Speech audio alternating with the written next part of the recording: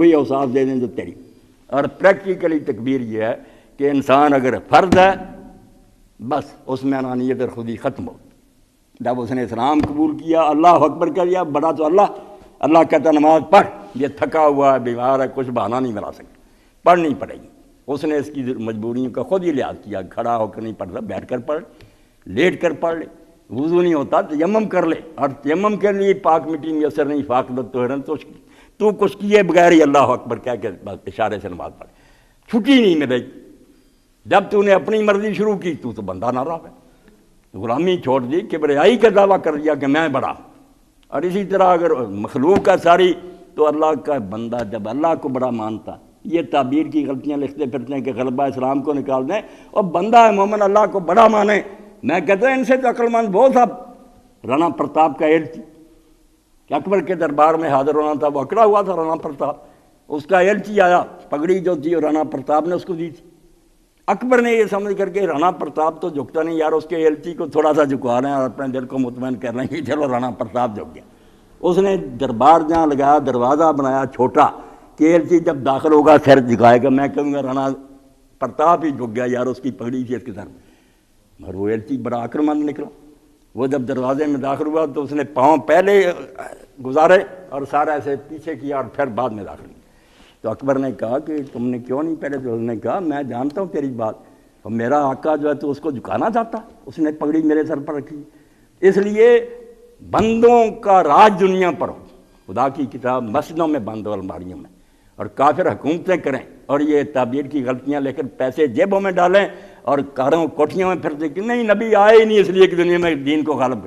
شرم کرنی چاہیے کہ کائنات کا مالک منہ دیکھتا رہا ہے کہ میرے احکام جو ہیں وہ اس کا لوگ منہ چلا رہے ہیں اور اس کو کوئی نافذ ہی نہیں کرتا.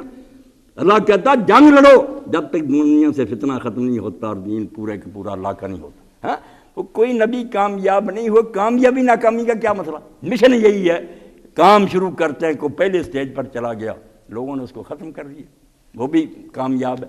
کچھ لوگ ہجرت کر گئے، اس کے بعد ختم ہو گئے، کچھ آخر تک بھی پہنچ گئے. موسیٰ علیہ السلام کی طرح رسولہ کی اسلامی انقلاب آ گیا. مگر اللہ کو بڑا ماننے کے بعد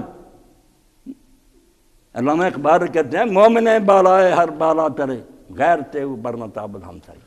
مومن ہے جب اللہ کو اس نے بڑا مانا، اب اس کا ایلچی بھی بڑا، اس کے سر پر پگڑی اللہ کی، کیوں جھکے بندوں کے سامنے؟ کہتے ہیں مومن بالائے ہر بالا ترے، مومن دنیا کے ہر بڑے سے بڑا، سب سے اونچا، غریب ہو کنگال ہو، غیر تے برنا تابد ہم سرے.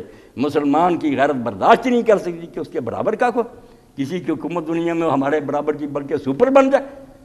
جو تل جزیت آئیں یہ ہم ساگنا اپنے ہاتھ پر رکھ کر جزیہ دیا کرے اور نیچے بن کر.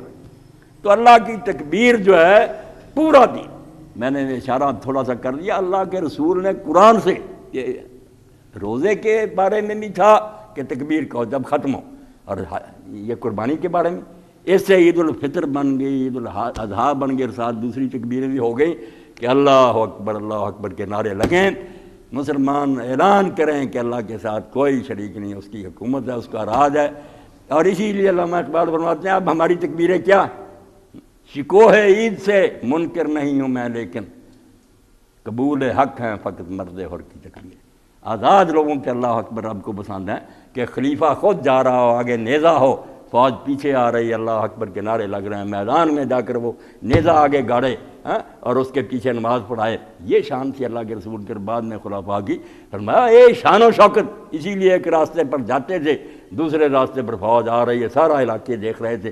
اب وہ شان و شوکت نہیں، اللہ اکبر میں جان نہیں، اور ہم میں سے نامراد نکل رہے ہیں جو یہ کہتے نہیں مسلمان کو ذلیل ہو کرنا، غلام بن کرنا چاہیے.